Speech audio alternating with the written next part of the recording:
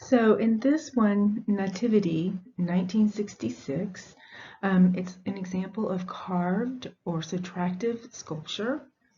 It was done in New Mexico. Oh, the sculptor was a New Mexico artist. He carved the Nativity out of aromatic Jupiter tree that grows across the arid land of the Southwest.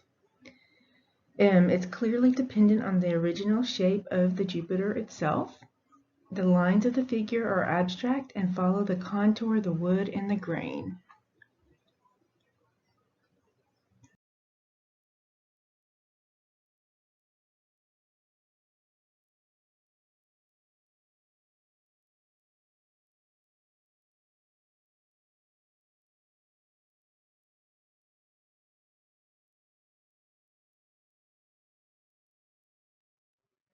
So in this one, Minka with a woman, 2460 BCE.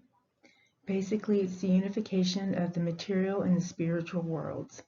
These were stone funeral figures that were carved to bear the ka, or the individual spirit or soul of the deceased, into the eternity of the afterlife.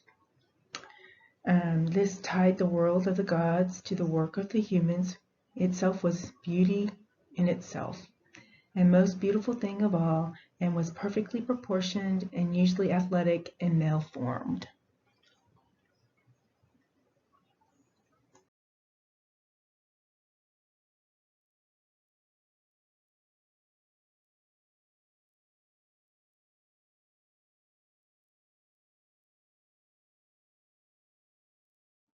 In this sculpture of Coronos, done in 480 BCE, this piece is much more naturalistic than the Egyptian sculpture that we just saw previously. In the previous one, the figures themselves were very stiff, linear, and there's no movement. And this one, there's more ease, and it's much more lifelike.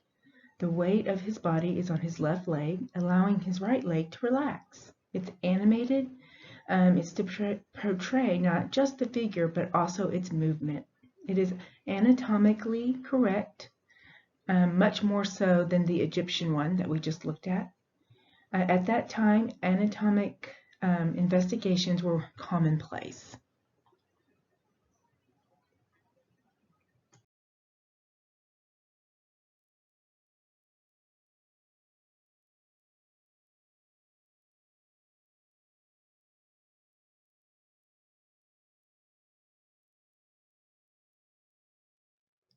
So in my notes, I skipped this one, but just to look back, the Egyptian one, of course, was very stylized, tight, no movement. Then we have the next one. It was the Egyptian a little bit later. And again, it's still tight, but it's starting to explore movement and the proportions of the body. In this one, it is even more naturalistic. You have space between the legs, the arm is up raised, and you can really see movement and a fuller understanding of how the figure actually works.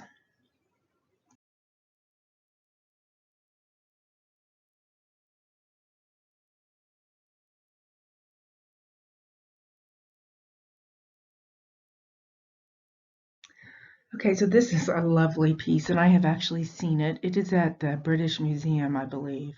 The three goddesses from the east pediment of the Pantheon, Acropolis, Athens. In this one, you have naturalism is fully realized in the Greek sculpture. Freestanding when seen from the ground, Aphrodite, the goddess of beauty, her mother Diana, and Hesta, the goddess of hearth, would have looked as if they were carved in high relief. Light shifting across the surface of their bodies, the goddesses seem to move beneath the swirling, clinging, almost transparent folds of the cloth. It is beautiful. If you ever get a chance to see it, it's the most amazing sculpture I've ever seen.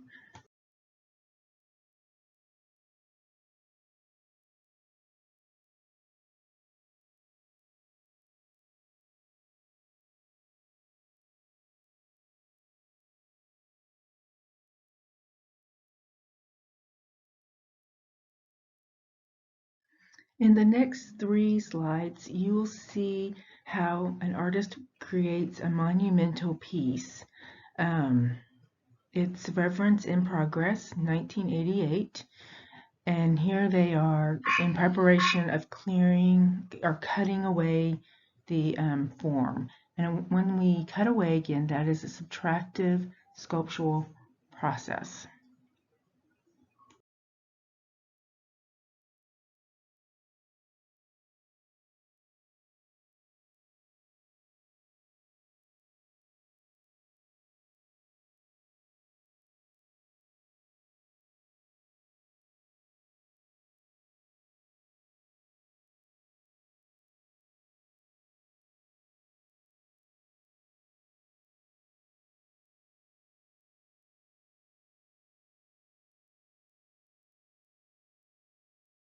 So here, if you look at the yellow line that's lightly drawn on this piece of stone, it kind of a guideline as to what it's going to look like once the sculpture is done.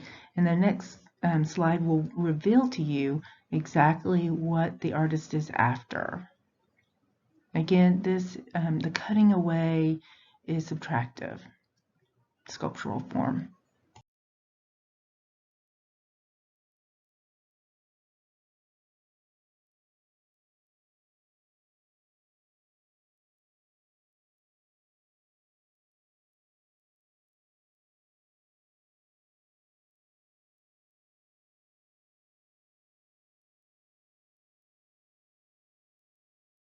And here is the finish sculpture, black granite. The height is 13 feet, so it's pretty big. It is whale's tails, right? Looks like killer whales to me in the snow.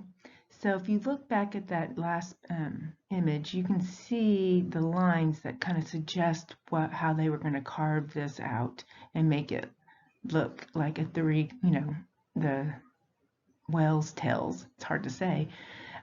Monumental, it's sculpture in the round. You can interact with it by walking around it, multiple views.